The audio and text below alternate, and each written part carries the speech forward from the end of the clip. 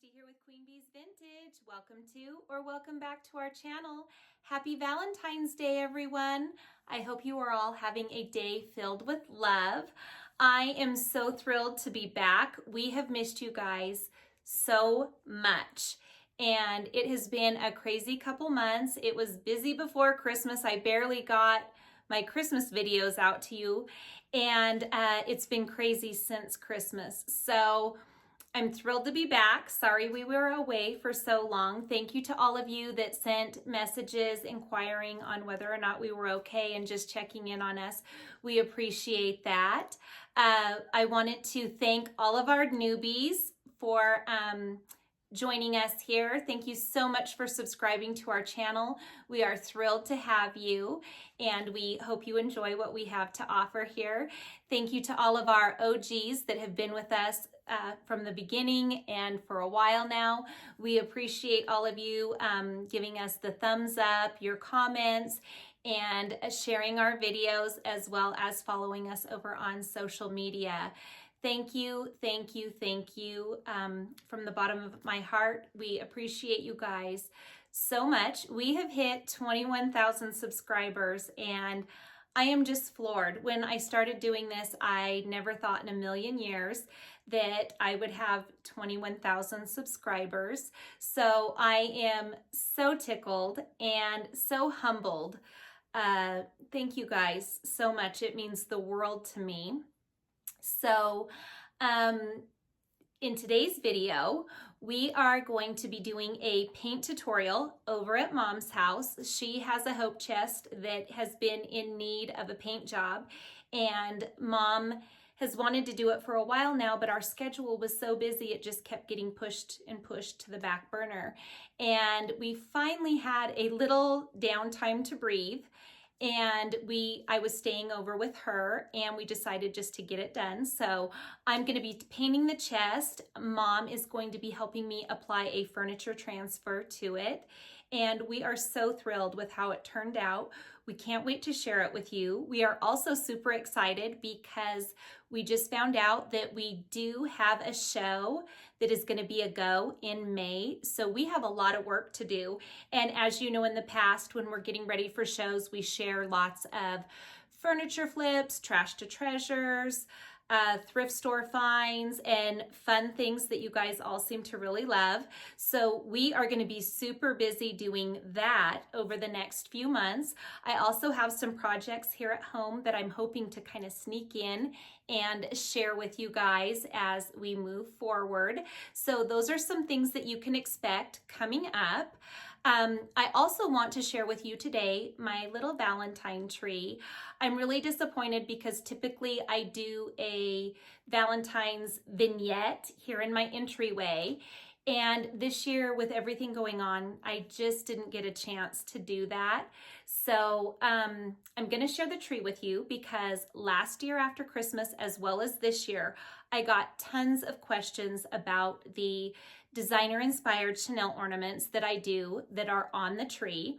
Lots of you reaching out about where to get them, if you can purchase them, all that great stuff. So I'm excited to let you know that the ornaments will be available on the website, as well as some other fun designer-inspired pieces that I've been working on, and some more of the recycled designer jewelry pieces that I do.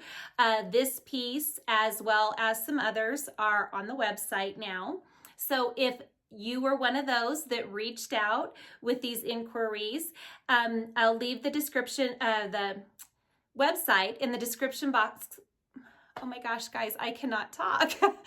I will leave the website link in the description box below, and you can go on over and check it out. No pressure, as usual. Just wanted to let you guys know that.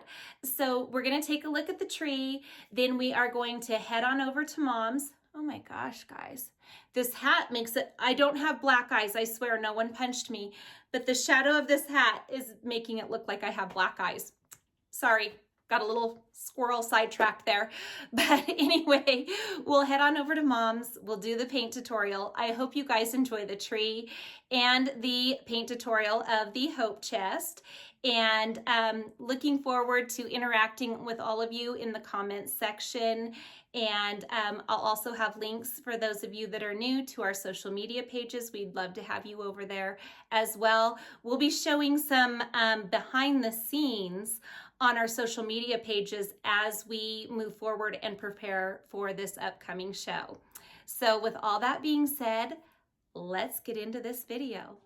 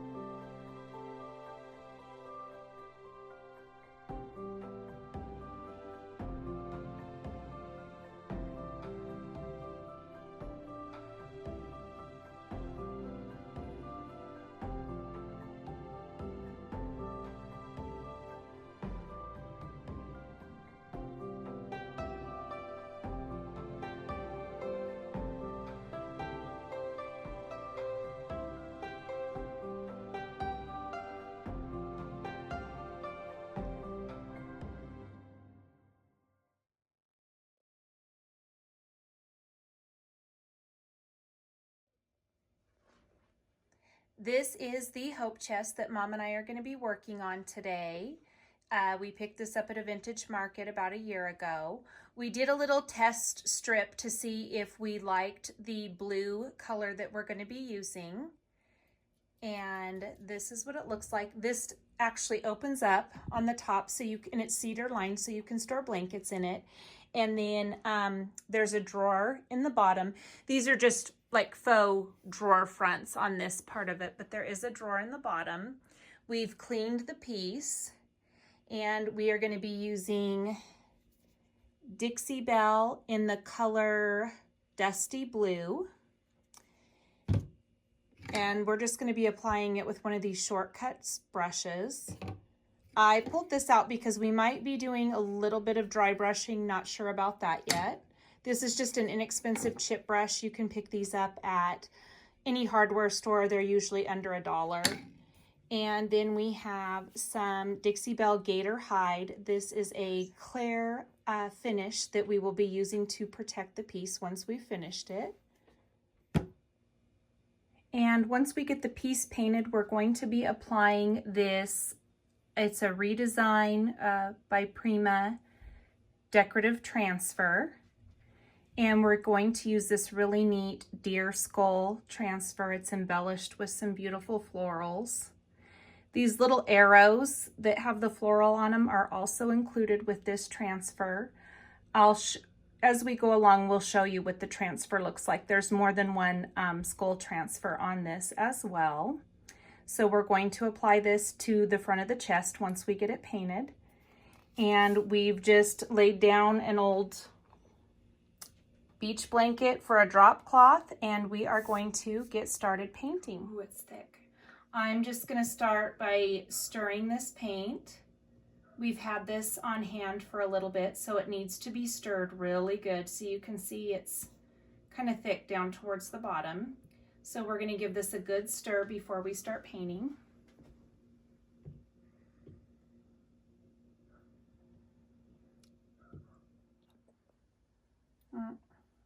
Water bottle to spray my brush down a little bit. And when I do a really large surface, I don't like to drench the surface, but I do like to just give it a light mist because the paint just flows a lot better.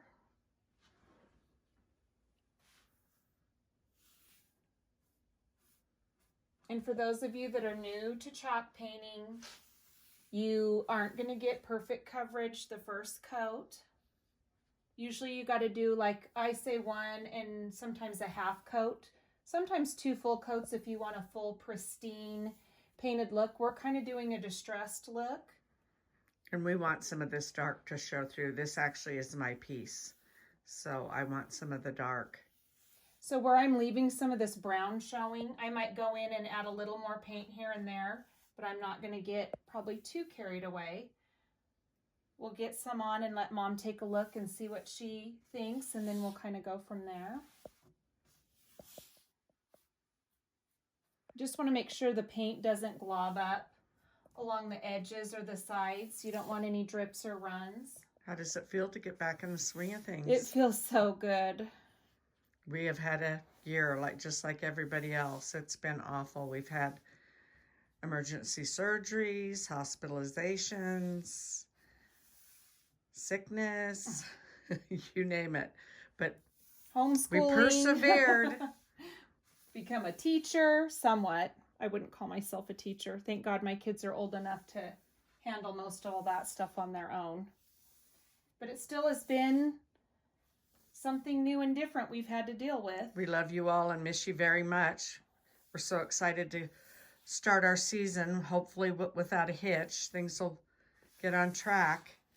Yeah, we got a vintage market on the books for May, so we're going to get started doing lots of DIYs for you guys and furniture makeovers.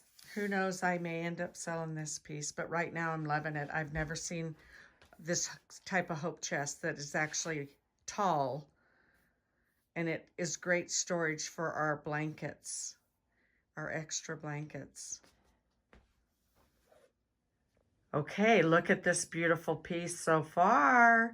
I love it. Misty stopped and said, "What do you think, Mom?" And I said, "Perfect. This is just what I was imagining." So I'm going to let this top part dry. I'm going to move on to the front and the sides. I'm going to have Mom film me doing a little bit of the drawers and stuff. I'm basically going to be using the same stroke technique. I don't put a lot of pressure on my brush when I'm trying to establish a look like this. I go real light. It's kind of like feathery strokes. That way I can kind of control the paint application a little bit. So I'm going to continue doing that on the piece. And like I said, I'll have Mom film me doing a little bit of the front, a little bit of the sides, just so you can get a feel of how I apply the paint. And then we will come back and show the next steps that we're going to be doing with this. So this is where we're at with the chest. Sorry that we didn't film me painting the front. We had a battery issue. So this is what we've got going so far. I am going to come over here to this side, and Mom's going to film me do a little bit of the side of it. I'm basically going to be laying the paint on just like I did on the top. But so far, we are really liking this distressed finish. I love this paint technique. I just kind of started doing it when we were painting a whole lot of furniture for vintage markets and when we had a booth space inside a retail store here in town, because I was painting so much furniture and then having to do the sanding for the distressing. It was really hard on my hands. So this kind of eliminates some of that extra sanding you have to do. And I just love the way it turns out. It gives it, you can see it kind of has some crackly effect in places. I'm going to come back right in here. We're going to add some more paint. We're not finished yet, but I've got to let this coat dry. You want to let your paint dry thoroughly between coats. So let's get started over here on this side. So just like I did on the top, I'm going to just do a light spritz. And I'm going to spritz my brush. I usually spritz my brush like every other time I load it with paint.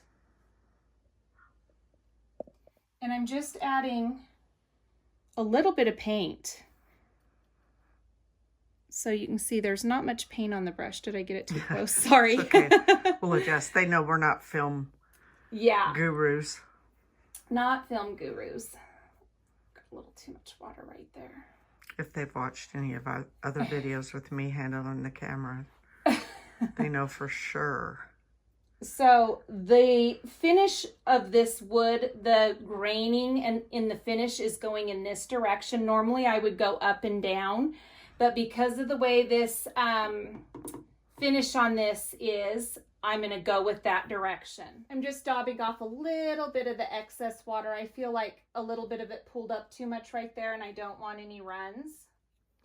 The gentleman I bought this from thought he would put something on it that would cover the scratches and imperfections and make it look like a new piece, but whatever it was horrible. It was this thick, gooey, almost sticky. So I scrubbed it as good as I could, and this might bleed through, but I really don't care because I want it to look old. If you are painting a piece and you don't, a dark piece like this, and you're going to go with a light color, there's a very good chance you would have bleed through. You'd want to use this product right here. This is Dixie Belle's Boss. This blocks odors, it blocks staining, any bleed through that might come up. So if we were painting this with a lighter brown color, which we thought about, this pretty mud puddle, we may have done that if we were going with more of a pristine paint job, like a full coverage. But either way, Mom wanted a distressed look, so we would have probably just put this on without the Boss. But if you're going to paint something and you want to prevent any bleed through, this is the product. It is amazing. And as we've said in videos before, we get our Dixie Belle paint products from our friend Pam Yost at Cranberry Cottage. Love her. And I'm going to put a link to her website in the description box below. You can also purchase the gator hide that we'll use to seal it and the transfer that we're going to be using. So I'm just going to go on and continue applying the paint here to the side, and we'll come back and show you when I get it all finished. All right, so now we have our piece covered and we are happy with the results. I've gone back in and done a little bit of touch up on some of the brown areas that we left exposed, and now it has dried for a few hours and we are ready to put our first coat of sealer on. So for this, as I said earlier, we are going to be using the Dixie Belle Gator Hide. We are going to be using one of these Wooster foam brushes. I love these, and I will put the link in the description box below. And I like to use just a disposable bowl to pour my gator hide in. That way you are not contaminating the sealer. And I am just going to completely go over the piece. When you use the gator hide or any other type of sealer, you want to go use long, smooth brush strokes. That way you'll eliminate any brush marks in your sealer. And I am just going to go ahead and start at the top and work myself down the front of it and do the sides. You want to make sure that you put a clear coverage anywhere that you have put paint, and that will work as the protectant. Oh, we've got a little fuzzy here. So we're going to get that off, and I will go back over that area. And then once we get this done, we will move on to our transfer.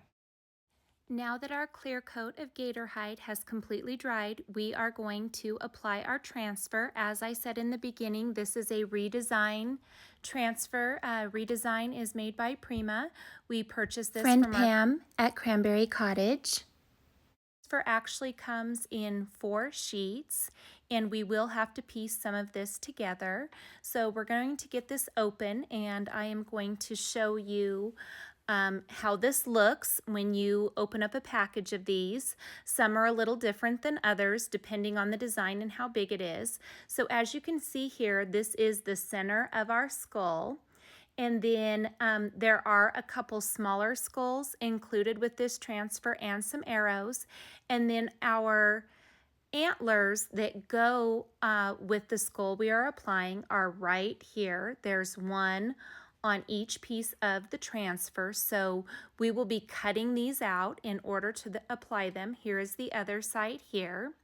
So I am just going to get this cut out. Please excuse how I look today. No makeup, messy hair. It's the hot mess express today. So anyway, we're going to cut this antler out. And as you can see, this is what it looks like here. And we're just going to set those aside until we're ready. We're going to start by positioning the center of the transfer on the center of the furniture piece. So we've got our center piece here, and I just have a yardstick, and I'm going to measure to make sure we have about the same distance on each side of the design. And Mom and I are actually a pretty good eye most of the time when it comes to this, so we're pretty much dead on accurate here. So these transfers have a white backing sheet, as you can see here, and the transfer itself is slightly tacky. So what I like to do is I like to roll down or fold part of that backing down, and I like to do it in little increments at a time, because once this starts to stick, if you pull it up, you will lose some parts of the transfer. It will adhere to the furniture piece. So we like to work in small sections. And here we are just making sure that we have all of it pushed down and adhered correctly, because we do have these raised edges on the drawers that are part of the design of the piece. You got to make sure you go over those pieces really well. You want to keep your transfer straight. So it's really good when working with a bigger transfer if you do have two people. If you don't, I'm not saying it can't be done. It's just a lot easier if you do have two people. So sorry that we're kind of right in front of this. Unfortunately, I did not have my tripod with me, so we have this just kind of rigged up in a really hokey way here in order to film this for you. So I apologize for that, but we're just going to really concentrate on rubbing the transfer down. We're using these little application spatulas. They're a wooden spatula that come with the transfers, so you don't need any additional tools. It comes with everything you need in order to apply the transfer to your piece. And we're just going to go over this to make sure we really have it laid down. And as you can see now, we have the entire center piece down on the hope chest, and now we're going to start with the antlers. I did get the antler on over on my side, and now we're going to show you with this one. As you can see, there is a small margin on the transfer where you can see kind of like a half-inch white like demarcation there. What you're going to want to do is we need to pull this backing back far enough to where the antler starts so that we can actually get it lined up exactly with the centerpiece, because the antler is actually coming out from the centerpiece of the skull there. So you want to make sure it's lined up so that it's seamless when you apply it. Now we have both of the antlers on, and we absolutely love this. It's a very, I like to call it like a Western boho chic style. And my mom's living room is very Western. And we've decided that we're going to apply the arrows that came with this transfer as well on either side of the skull. So Mom and I are both working on one ourselves. And again, it's just a matter of going in small increments, making sure your transfer is staying lined up the way that you want it, and making sure that you get it rubbed down really good and adhered to the piece. So as you can see, it's coming along, and I like to, as I start to remove this clear topper, as you can see I'm doing here, I like to kind of pull down slowly. That way if something hasn't adhered, I can lay it back down and go over it really good. So I kind of like to continue doing that as I go along the transfer. Mom does that as well. It was a little hard to see what Mom was doing over on her side. Again, I apologize for the way we had to set this up. But now we have both of the arrows on, and We love it. We love the look of this. Mom is really happy with it. So what we're going to do now is we're going to grab a microfiber lint-free rag, and Mom is going to go over and buff the entire transfer. And what this does is it helps make sure there's no bubbling in the transfer. All of it is completely adhered to the piece. It helps buff out the edges of the transfer. It just kind of smooths everything down. That way, when we go over this again with another clear coat of the gator hide, we won't have any imperfections or any raised edges or bubbling in the design. So now I've gone over this with 2 more coats of gator hide, letting it dry in between each coat. And this is how it turned out. Mom has a little vignette that she has merchandised on top of it, and she absolutely loves the way that this turned out. I am really thrilled with it. We haven't done much painting in the past year, so it felt really good to get back into the swing of things. And as I said, we've got that market coming up, so you guys will be seeing a lot of trash to treasure and furniture flips coming your way. So if you enjoyed today's video, we would love it if you would give it a thumbs up. If you are new to our channel, we would love for you to hit that subscribe button and join our YouTube family. And leave us a comment below. We love reading your comments, and we're sorry we can't always respond to all of them, but we do our very best. And until next time, we hope everyone stays healthy and safe, and we'll see you again soon. Bye-bye.